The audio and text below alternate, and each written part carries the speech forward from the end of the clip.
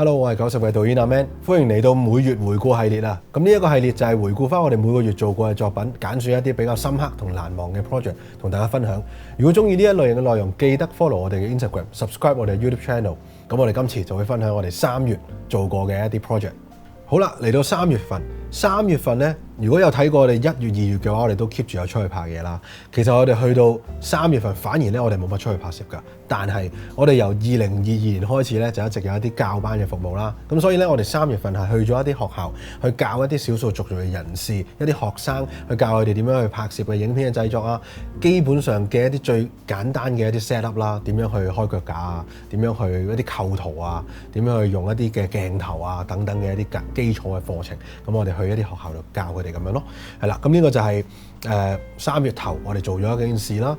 然之後呢，我哋都有一個拍攝嘅，咁我哋就去咗拍攝一個關於 Tango 嘅一個活動花絮。咁我哋亦都係第一次用呢一個9:16直倒嘅比例去拍攝呢一個嘅活動花絮。係啦，咁其實呢，我哋嗰日就喺呢個尖沙咀嘅星光大道拍攝㗎。其實呢，用呢一個全直倒嘅拍法呢，拍人像呢係幾特別，亦都幾好睇嘅。我第一次親眼睇呢一個嘅 Tango 啦，亦都係揸機去影啦。其實我覺得成個動作好優雅嘅，睇出嚟個感覺原來係可以咁唯美。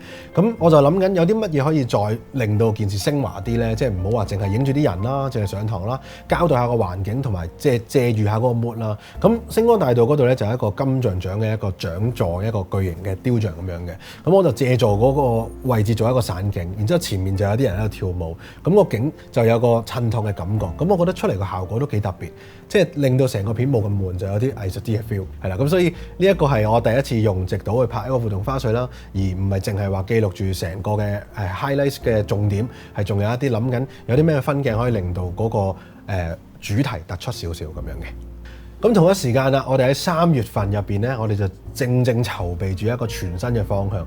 我諗喺呢條片出嘅時候呢，呢一個嘅 project 已經誕生咗啦，就係我哋嘅證件相服務。咁呢，我哋會有證件相服務啦，亦都會有一啲活動嘅拍攝嘅即時晒相服務。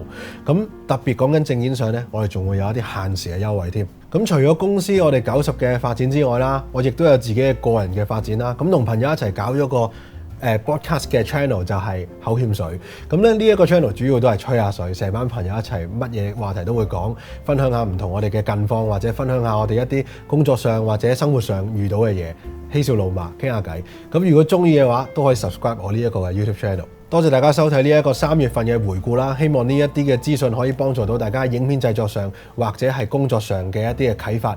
如果中意呢一類型嘅內容，記得 like、subscribe 我哋嘅 YouTube channel 或者 follow 我哋 Instagram。如果有啲咩問題想了解更多嘅，可以喺下邊留言，我會盡快回覆㗎喇。好啦，4月好忙，所以4月再見。